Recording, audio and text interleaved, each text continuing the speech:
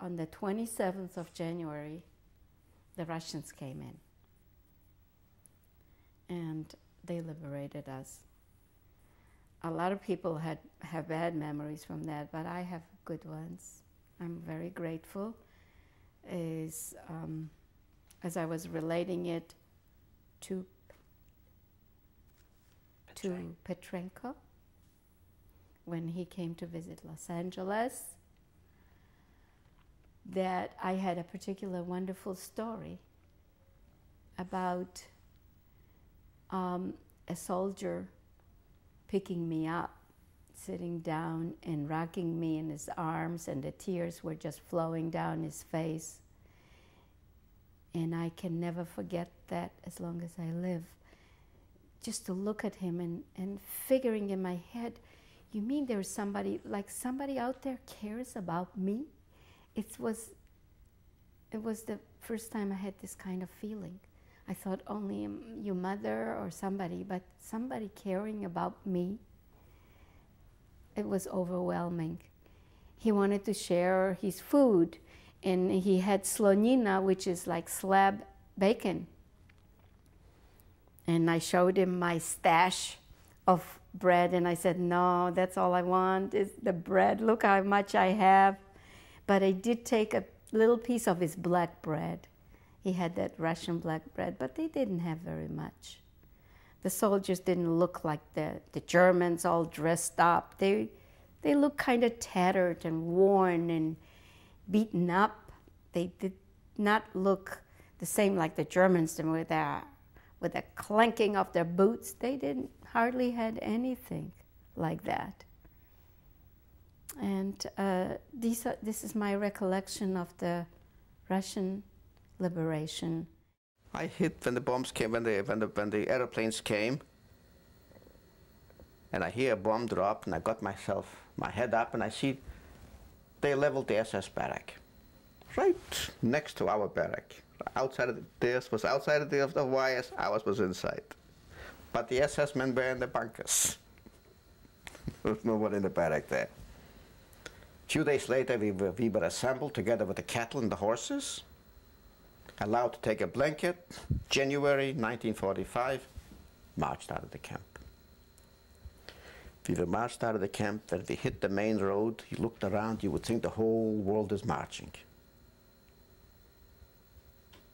We marched out with the cattle. Our guards rode the horses. We were marching. And we marched, and we marched, and we marched. And we marched for 100 miles. We marched from Auschwitz to the city of Breslau, which was in Silesia. And there's so many people died on that march that you couldn't march maybe for 100 meters not to see somebody dead on either side of the road. The guards, either they took a disliking to you, or you got slow, or you got just plainly gave up. So they shot you, and there were people on both sides of the road. Our group of the 5 boys, we held on to each other and we helped each other, and we marched all the way. One thing, you know, I can't understand until now. I laugh about it. It's not a funny thing, actually. The snows were heavy. Sometimes we stopped at night, and they made us go and say whoever could go first into the barn, they let the horses get in there first, and whoever could sneak in there, snuck in there. But the horses used to walk on you. Everything was so crowded. A woman ran away, left the column, and she must have run maybe 100, 150 yards, and she couldn't run no more. The snow was up to her chest, and there she was stuck. We were marching. Prisoners were being shot on both sides. Here the woman is yelling in agony. She cannot go. She wants somebody shoot me, she says. She begged the guards to shoot her, and nobody shot her. They left her suffer just like this. I could still hear when we marched by, please shoot me. And this is something that struck me, and I can't figure this out until today. Maybe just the insanity, the whole thing. Some things you just couldn't figure out. we marched to Breslau. So this was the priority, to escape. My job was to take to my commando, on which I was working, and where really the capo, who was a Czech, received from me some food from my parcels, and have done this what I told him. And I have taken 1 or 2 people to my commando for, I would say, recovery, physical rehabilitation before he goes escaping. You know? It was for about 2 weeks or 3 weeks. I had a couple of Russians who passed through my hands. I remember them well. Well, one was unlucky. They crushed him, killed him. They were 2. The other one was hanged in the camp. But a couple of them gone through to the partisan in the mountains, which were not far from the camp. So your resistance movement in the camp was linked to the partisan movement outside? Yeah. And it was all part of your underground army that you had joined right at the beginning? You are right. Okay. That it was. Should we ever, any one of survive, if you girls, you boys, anybody survives here, go back to the Elden House. If the house isn't there, go to the spot. That's where we all meet. That was the thing. We had that in our heads. And that's exactly what we did. Took us, some of us, 3 weeks, 3 months to get back. There was no transportation. All depends where we wound up on the end in those different camps. We were separated. And the war was finished, and there was no way in the world that you got any right from anybody. Maybe the soldiers, the American soldiers. I happened to get free, our camp. We were in Schlieben. That's near the Donau there. We were freed by the Russians. So you were not in Auschwitz at the end of the war? No. But 4 months. You see, the Nazis already knew about this. That's what we found out later. We didn't know it.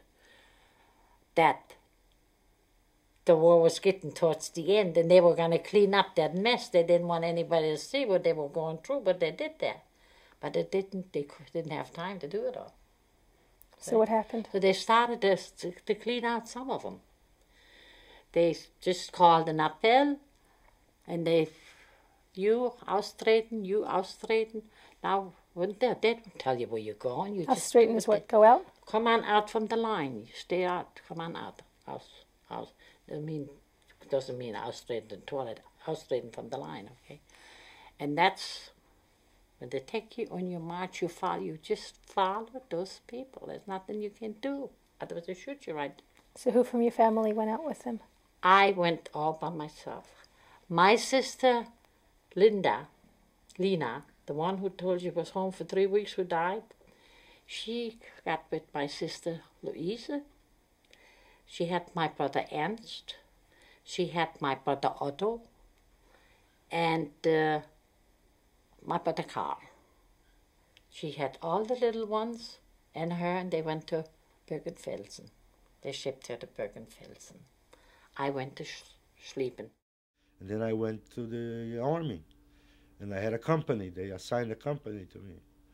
And I was in the 10th Division, 29th Regiment. And I had a company. I was a company commander. So this was an infantry company? Infantry, yes. Anti-tank infantry. Okay. Yeah. And from then on, I was already in the army. We went to the war. We went all the way down to Poland. Went to liberated a lot of cities. I always looked for Jews. I couldn't find them. And maybe they were Jews, but they never were. They were afraid to say they were Jews.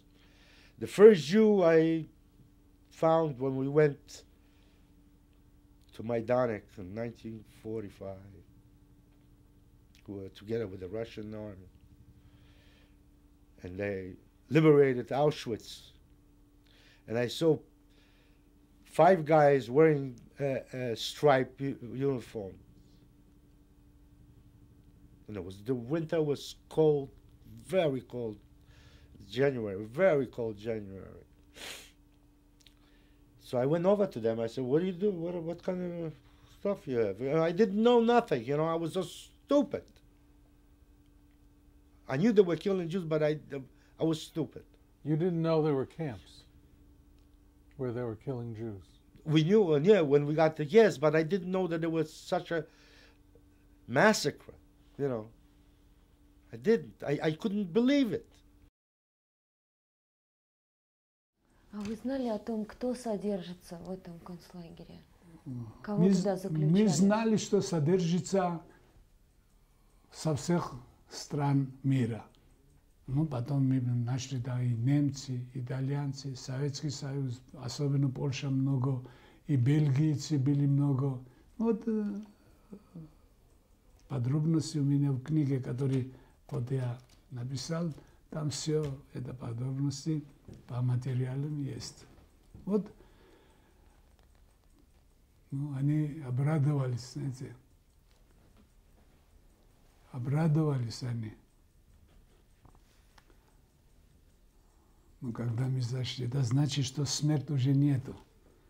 А как это было все? Какого числа, во сколько это началось? Когда мы зашли, бараки там 260.